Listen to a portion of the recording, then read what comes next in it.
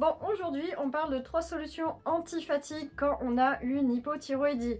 3 choses que vous allez pouvoir mettre en place rapidement pour déjà commencer à récupérer votre énergie.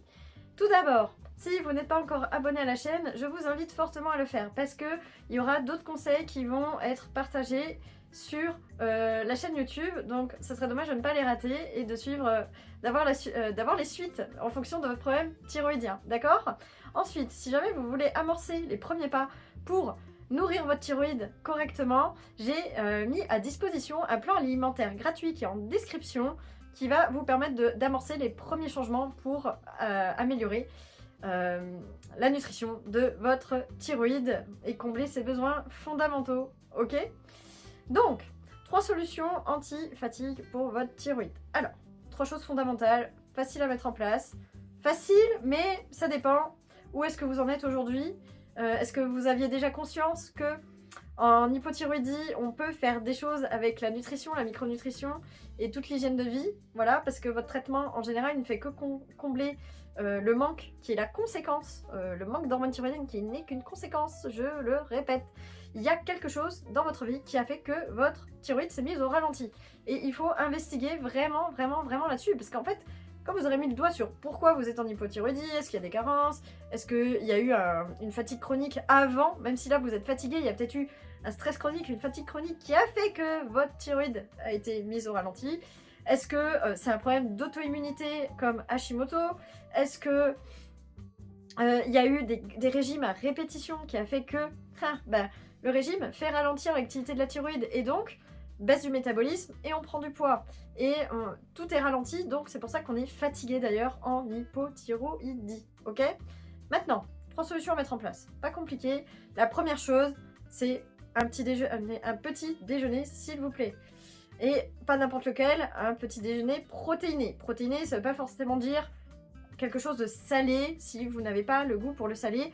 J'ai mis d'ailleurs sur ma page Instagram des idées de petits déjeuners entre guillemets avec une saveur sucrée, mais qui sont protéinés. Donc vous allez sur Sabrina Deschamps Naturaux et vous retrouvez le post sur le compte et je vous ai mis des idées pour le petit déjeuner. Si on ne veut pas manger des œufs, si ça vous écœure, si vous avez une intolérance aux œufs, voilà. Donc petit déjeuner, et comme j'ai beaucoup de personnes en consultation qui font le jeûne intermittent, en soi le jeûne intermittent est très bien, mais tout dépend de notre état de santé. Donc le jeûne intermittent, quand on est en hypothyroïdie, si on veut vraiment absolument le faire, il vaut mieux le faire le soir. Pourquoi ? Parce que le matin, on a besoin de combler des besoins pour votre thyroïde, des besoins particuliers, donc les fameuses protéines. Pourquoi d'ailleurs ? Parce que bon, c'est bien beau de dire qu'il y a besoin de protéines. En fait, pour construire nos hormones thyroïdiennes et que la machine se mette bien en route le matin, on a besoin de 2 choses. On a besoin d'iode. On n'a pas besoin forcément d'apporter le matin, mais d'en avoir régulièrement tous les jours. On a besoin d'iode et on a besoin d'un acide aminé qui s'appelle la tyrosine. Et en fait, tout ce qui est acide aminé, ce sont les composants des protéines. En fait, les protéines sont simplement des colliers d'acides aminés. Peut-être que vous les avez appris quand vous aviez eu des cours de biologie au lycée ou au collège. Je ne sais pas si c'est toujours enseigné, mais voilà, les protéines en fait sont des grosses molécules faites de colliers. C'est un collier d'acides aminés, dont la tyrosine. D'où les protéines le matin. Ok ? Donc vraiment, le matin, top.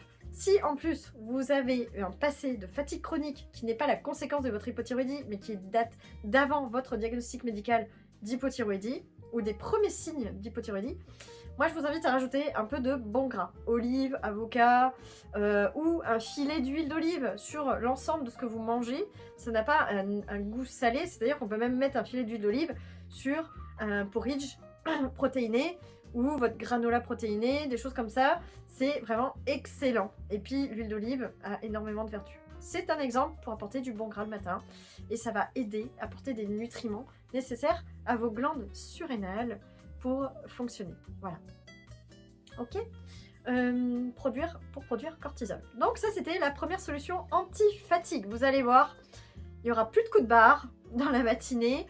Vous aurez vraiment une meilleure régulation de votre glycémie aussi avec tout ça. Donc vraiment, en fait, vous pouvez...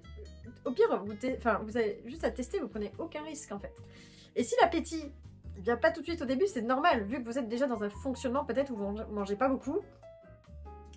Et donc forcément, on peut s'habituer à ça, d'accord? Mais ça veut pas dire que c'est normal, ok? Donc testez, franchement, testez 2 semaines, qu'est-ce que ça vous coûte? Et vous voyez ce qui se passe. Et une fois que vous avez testé, vous me mettez un petit commentaire, vous me dites comment ça s'est passé, ok?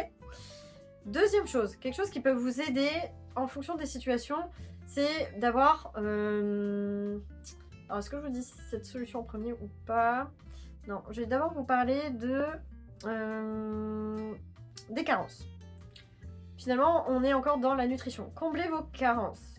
Pourquoi? Parce que votre fatigue consécutive à un problème thyroïdien est liée au fait que votre thyroïde tourne au ralenti. Il lui manque des choses.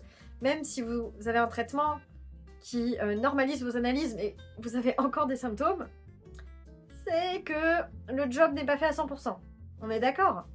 Les signes que vous ressentez devraient prévaloir sur les chiffres. Les chiffres sont très importants, mais ils n'expliquent pas tout. Pourquoi? Parce qu'aujourd'hui, on regarde pas assez de marqueurs.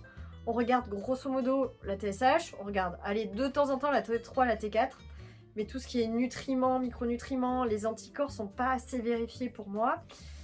Et ben, on voit pas ce qui peut pêcher, parce qu'on peut avoir une TSH entre guillemets normale, pour plein de raisons. Déjà, les normes de la TSH sont aussi larges que mon bras. Et donc, on peut être dans la fourchette très très haut, ou dans la fourchette très très bas. Donc, pour moi, c'est non-sens, vous voyez? Et donc, c'est normal que vous vous sentiez mal. Donc, c'est possible que votre corps n'arrive pas à utiliser votre traitement correctement, parce qu'en général, vous avez que de la T4, la thyroxine, et votre corps, il a besoin de transformer votre traitement en forme active de l'hormone thyroïdienne. Et pour ça, je reviens à mon deuxième point pour ne pas être fatigué, donc que vous ayez un traitement ou pas, c'est combler les carences nécessaires à l'activation de vos hormones thyroïdiennes. Parce que si vous avez des hormones thyroïdiennes suffisantes, ben, normalement vous ne serez plus fatigué. Donc, combler vos carences, ça veut dire faire des contrôles, ou au moins, en passant par l'alimentation, apporter les nutriments nécessaires à la conversion de vos hormones thyroïdiennes. Donc, je vous cite: sélénium, zinc, magnésium, vitamine D. Alors, vitamine D, elle va avoir plutôt un effet sur l'action de vos hormones thyroïdiennes au niveau de vos cellules, parce que une fois que la lettre est postée, que l'hormone est active et qu'elle est en circulation, il faut qu'elle arrive jusqu'à vos cellules et qu'elle puisse rentrer. Et pour ça, il faut de la vitamine D. Donc, vitamine D, et c'est pas les méga doses à prendre tous les mois, c'est des petites doses tous les jours si on veut que ça remonte bien et que ça reste dans le temps, et on ne fait pas ça que un temps dans l'année. Aujourd'hui, pour moi, c'est toute l'année. Par contre, la dose, elle est ajustée en fonction, de la valeur de votre vitamine D de départ dans vos bilans. Et après, on adapte la dose quotidienne pour faire remonter la carence au taux optimal santé et pas le taux, une fois de plus, les fourchettes super larges, rentrer dans les fourchettes super larges. Non, nous, on veut la norme santé, la norme optimale. Et ça, bah, ça dépend de chacun. Et ça, en consultation, bah, on adapte les doses, on fait une dose d'attaque. On atteint le top qu'il faut atteindre. Et après, on trouve la dose de croisière à prendre toute l'année. Et après, vous êtes tranquille. Moi, vous savez, le nombre de personnes qui, rien qu'en réajustant la vitamine D correctement, et ça, bah, souvent, il faut être supervisé au début pour savoir un peu comment faire, quelle vitamine D prendre, quelle qualité, quel dosage, etc. Et ça, je peux pas vous donner un conseil générique. Mais en tout cas, souvent, il faut des doses, une dose d'attaque, mais qui va pas être aussi importante que les doses médicales, mais qui vont permettre de remonter suffisamment la vitamine D en faisant cette cure d'attaque sur 1 mois, 2 mois, et après avoir cette dose de croisière qui vous maintient à ce taux, vous comprenez? Et donc ça, bah, ça va dépendre de chacun, la carence, d'où il part. Est-ce qu'il est à 10 nanogrammes par millilitre de vitamine D? Est-ce qu'il est à 20, à 30, à 40, à 50? C'est comme ça qu'après, on ajuste les protocoles. Ok? Donc, je vous ai parlé sélénium, zinc, vitamine D. Donc, déjà, si vous faites ça, les protéines le matin. Sélénium, je vous l'ai dit, zinc. Ouais, vitamine du groupe B, très important. Donc ça, je vous invite à faire vos recherches sur internet. Il y a pléthore d'informations sur les aliments riches en vitamines du groupe B. Donc, fruits et légumes, etc. Pour la B12, ça va être plus des produits animaux. Dans les œufs, des choses comme ça. Ok? Donc ça, c'était le deuxième point. Deuxième solution anti-fatigue pour votre thyroïde. Et troisième point, si vous êtes en hypothyroïdie, vous pouvez prendre des plantes adaptogènes. Il y en a beaucoup, des plantes adaptogènes ou des champignons adaptogènes issus de la médecine traditionnelle chinoise qui peuvent vous aider à soutenir votre énergie en attendant que tout ce que vous allez mettre en place à côté fasse son effet.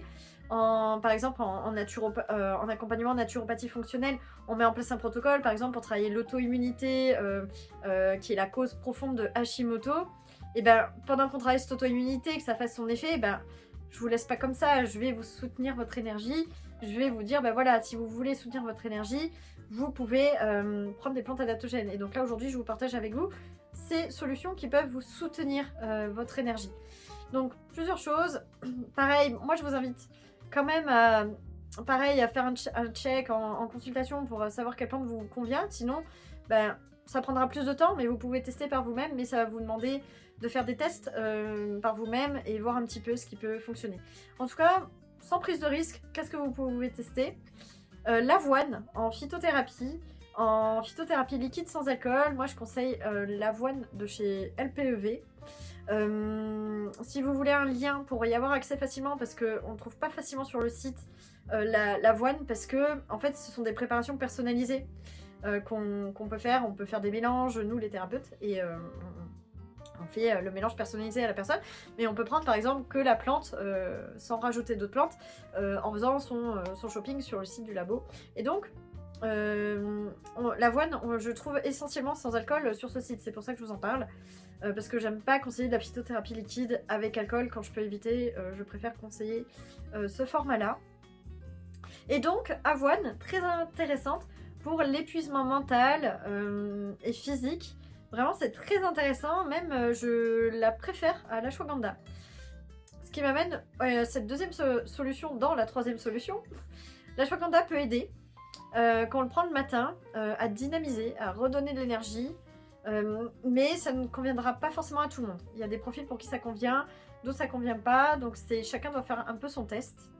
Et après, moi je vous conseillerais les champignons adaptogènes. Alors par contre, pas les produits à la mode en poudre qui sont dans des mélanges de café ou de cacao. Ça sera pas suffisant, honnêtement. Là, on parle de santé, de choses qui auront un effet sur votre physiologie. Ces produits-là, il y a déjà, ça vient de Chine en général. On ne sait pas dans quelles conditions c'est cultivé. Et en fait, sachez que ce soit pour les plantes d'ailleurs ou les champignons adaptogènes, il faut que les conditions de culture soient propices au développement des molécules qui sont intéressantes dans ces champignons ou dans ces plantes. Et souvent, dans les cultures un peu de masse, dans certains pays d'Asie, je dis pas qu'ils travaillent tous comme ça, mais c'est cultivé sur des supports qui vont pas favoriser forcément la production des molécules d'intérêt dans les champignons. Et du coup, c'est pas mentionné d'ailleurs le taux de molécules d'intérêt sur les paquets, parce que en fait, il y en a certainement pas assez. Et donc les molécules d'intérêt, notamment dans le cas des champignons thérapeutiques, ce sont les bêta-glucanes, qui ont énormément de bienfaits d'ailleurs sur les problèmes d'auto-immunité.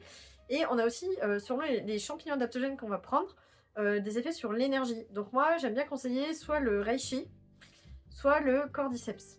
Voilà. Si vous avez des questions là-dessus, vous les mettez en commentaire. Ok? Voilà. Donc là, vous avez 3 axes de travail pour agir sur votre fatigue en étant en hypothyroïdie. Dites-moi un petit peu en commentaire si vous faites déjà des choses, s'il y a des choses que vous découvrez et que vous avez énormément envie de tester. Comme je vous l'ai dit, s'il y a des questions, vous les posez. J'y répondrai, il n'y a pas de souci. Et prenez soin de vous et à très bientôt pour de nouveaux conseils. Donc abonnez-vous pour rien rater. Et puis je vous dis à très bientôt.